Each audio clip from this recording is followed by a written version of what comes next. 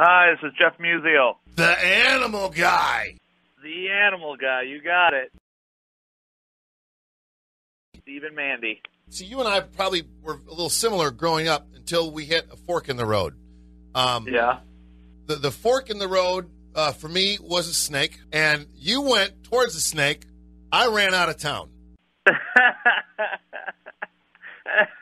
I went towards a lot of snakes, you know? I went towards a lot of snakes. See, I guess I just always had that fear, but you embraced that, and all of a sudden, snakes and frogs and catching that is how your love of animals began. Is that true? Yeah, it's crazy. I was lucky enough to grow up with a creek behind the house with a woods and a pond and a creek, and I'd go back there and just come walking home with all kinds of fun things. And I think I was born with cargo shorts on, so my Mom would always have to check all the pockets before I came in the house. I was like a 6-year-old kid with garter snakes crammed in my pockets, snails. I had all kinds of snails. My mom had this kind of weird, like, houseplant obsession. So I went and bought, she'd have all these houseplants. So I went and brought in a bunch of snails one time, and snails, you only need one to reproduce. So next thing you know, there were snails all over all her houseplants. Obviously, in this conversation and when Jeff is in town, there's going to be a lot of learning opportunities.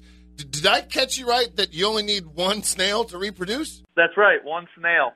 You put that on a house plant and it's taken over. You got someone you don't like much and they got a few house plants, catch a few snails outside, put them in there, and they'll take over their entire house, you know? That is the strangest thing I've ever heard. And what I'm doing this weekend. Good times, you know? So I have a daughter who's 11, and I remember this one day, all children just love animals, and so right.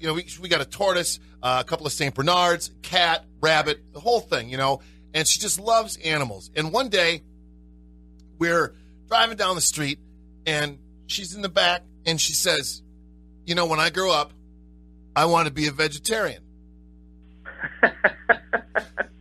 And I looked in the back seat and I said, sweetheart, we just had hamburgers for lunch. You do know that if you want to be a vegetarian when you grow up, you can't have hamburgers. And she says, well, what does that have to do with me taking care of sick animals? A veterinarian. That's the best. That's the best. I love it. And so you sort of took that feeling that every kid has and turned it into an obsession, which became, your profession and everything. Funny, my wife would shake your hand because that's what she calls it, an obsession. Like, I'm eating, breathing, sleeping, thinking about animals all the time. That's, she's like, can we have a conversation that doesn't have to do without a monkey or a prehensile tailed porcupine? We just had a conversation this morning. And she's like, look at me, focus.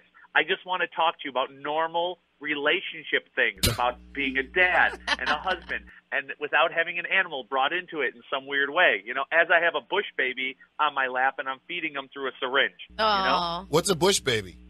It's the coolest thing ever. You ever see Gremlins? It looks like a freaking gremlin. Are you bringing it with you? I probably won't have him on a stage show because he's so little, people won't see him.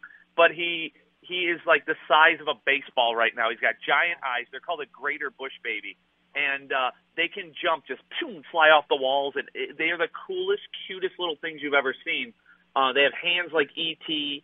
They look like Gizmo. They look like a gremlin. So my kids and my wife and I, we always have like naming competitions, and it was between Gizmo and Mogwai, and we ended up going with Gizmo. We had to go with a gremlin theme with him because being close to Halloween, and It looks like a gremlin. It's the coolest thing. I know everyone's probably Google searching bush baby right now, but it's the coolest thing ever. Where do you find these animals, and how do you get them to be a part of your show? I mean, it's not like you can go out and purchase one. Do you rescue them? Yeah, you're not going to Petco. You're not going to PetSmart. I do rescue. We have a sanctuary up near Buffalo, New York, and I do rescue a lot of different animals from different situations. But those aren't animals that I will bring out into the public because they're a rescue for a reason, and that we give them a sanctuary, we give them a peace of mind, we give them a place to live out their life. It's the animals that come from friends that have zoos. They have a baby born. In captivity, a lot of times the animals, the moms, won't take care of the young. And a lot of people are like, oh, we don't know why. Well, I know why. They have food there. There's no predators. They don't want to have to take care of a kid. They're like, we're good. They'll leave the kid on the side. That's when humans step in, bottle raise them, hand raise them. And what you have there then is an awesome, what I call animal ambassador, to teach people about these awesome animals from all over the animal world. You just gave me the most incredible feeling that I have never had about the structure of a zoo and what you just described as mothers not paying attention. No one has ever in my 48 years put it in the way that you just put it. You just gave me so much peace in my soul because, oftentimes you do think about what a tragedy. I wish these animals could be out in the wild and things like that, and how people step in and how do we make things better? Do we make things worse? And the way you said it, it changed everything for me. Thank you. Yeah, I mean, that's a big thing for me. A lot of people at my shows will ask me, they're like, oh, do you feel these animals are better in the wild? I said, I've been all over the world. And to be honest and not to ruin someone's day, there is no wild left. In Africa, there's animals that are wild, but they're on a game preserve where people watch them and guard the game preserve with, like, AK-47 from poachers. Like, there's no, unfortunately, wild left for these creatures. So you got to do the best you can to preserve the creatures and the species and, let people actually see these animals and help them in captivity. So while we won't get to see the bush baby on the stage show when you're here, what do we get to see when Jeff Musial does a stage show? What happens? Take us through that, because I'm assuming it's very different than, say, when you're on Jimmy Fallon's show. I bring a snake or two. I bring an alligator or two. I bring anything from kangaroos to baby kangaroos to things called a kinkajou, which people also start Google searching that, to baby monkeys, to you never know, and it depends on the animals and if they're having a good hair day or a bad hair day. But, we bring a variety of animals from all over the world. I say it's great for young and old, from kids to, I had a couple come when I was in Duluth, Minnesota. The husband was 98 years old. The wife was 97. And they said, we're your biggest and probably your oldest fans. And I started laughing. And they said, we just love animals. We always loved animals, and we love the way you deliver that message. So I call it educational entertainment. And if you're not laughing, you're not learning. So you're not going to come to a theater and listen to some guy say, well, this is a tortoise, and it eats lettuce, and people are like, oh, where are we going to dinner after this? I'm so bored, I get up there, I give them fun facts. We're having a great time and telling them funny stories about things that happen behind the scenes at Steve Harvey or The Tonight Show or The Today Show or, we had a baboon run down the hallway at Late Night with Jimmy Fallon before trying to get on the elevator. So it's like I have so many fun stories and things that I share and jokes during the show that, if you're not leaving there with a stomach ache and your face hurting from smiling, then you have no personality whatsoever. Is there ever a point in your show where it is interactive? So, for example, when I've watched you on Jimmy Fallon, you've put some tarantulas on him. You've also let him hold a bear and all these really cute things. Is there any point during the show where you give your... Yeah, I bring up some volunteers. It depends on the time of year. When we're doing shows around Christmas time, I made a child into a live ornament Christmas tree, and I wrapped him up with flashing lights, put a light-up star on the top of his head, and then you need ornaments, right? So we decorated him with tarantulas and hissing cockroaches. Oh! God, bless America. Yeah, it was pretty awesome. It was pretty awesome. But we had a little snafu, though, the one time. The kid got a little freaked out. He flung his shirt. We had a couple roaches land on people in the front row. So that was, that's interactive. You know what I mean? Nothing says interactive like a roach crop in the back of your pants, Here's the thing. For those of you that just tuned in, this is Jeff Musial, the Animal Guy. We are not talking about a theater that has now been closed by the health department. Okay? Because normally... No, we're all good. I make sure everything's accounted for. Everything is accounted for. Like the one time we did Jimmy Fallon, and you can look it up on YouTube, we brought these roaches, and I told the producers that if, wherever we put them, they're going to stay. So I put these roaches all over Jimmy. Well, one climbed out of the deli cup and climbed down on the side of the chair, and they didn't find it there till the next day during the other dress rehearsal. They took pictures of it. They called me up, and they were like, Jeff, we think you lost a roach. I'm like, no, that's impossible. They're all accounted for. Well, then my brother said, no, we had 5 in the cup, not 4.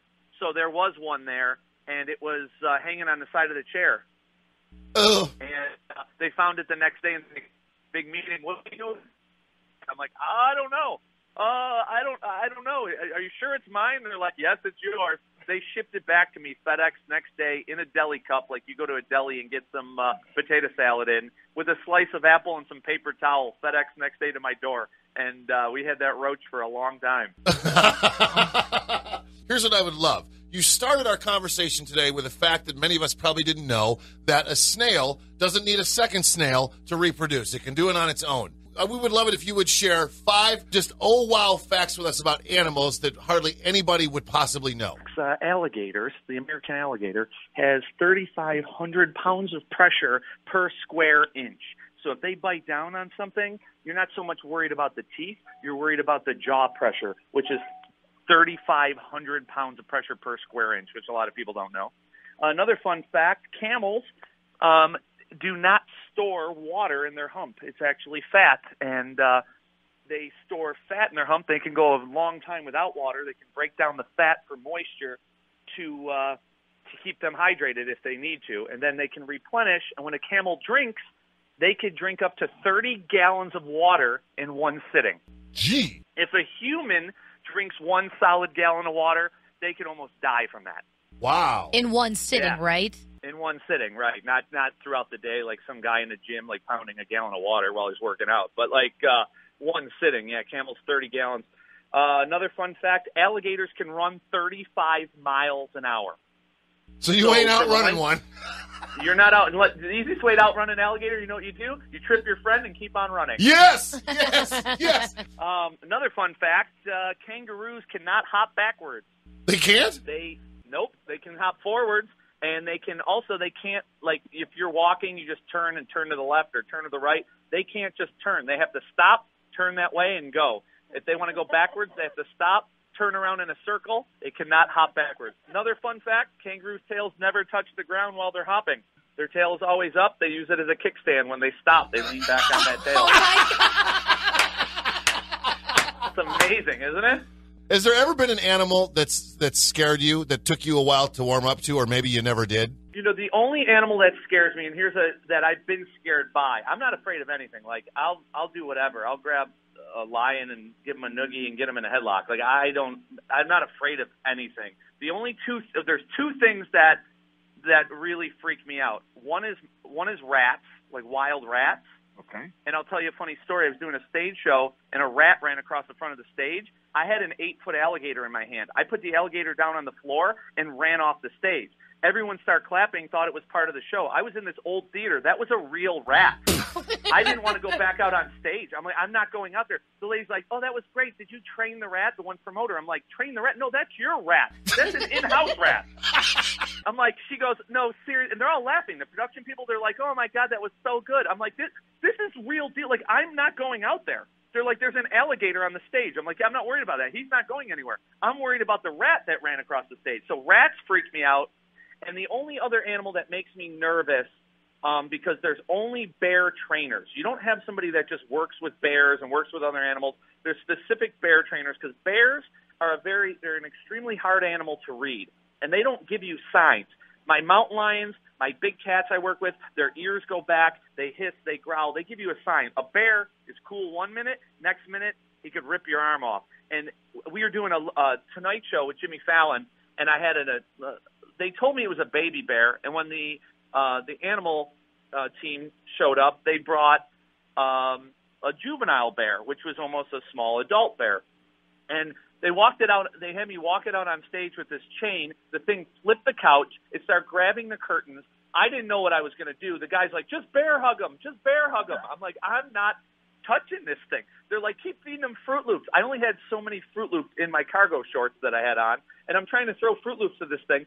That actually made me very nervous to see a bear flip a couch with probably 2 fingers and almost rip down the Late Night with Jimmy Fallon curtain, you know. So it was, they bears make me a little nervous. You can't get a read on them. Jeff, we are so excited to finally get to see you in person instead of looking through that television screen. Hey, I'm excited to be there. It's Friday, November 4th. Tickets are available now. You can get them at 97zokonline.com. Bring everybody. As Jeff said earlier this morning, it doesn't matter the age. If you're 9 or 90, you're going to learn something, and above all else, you're going to have the best night ever. Thank you, guys. I appreciate it. Keep up the good work.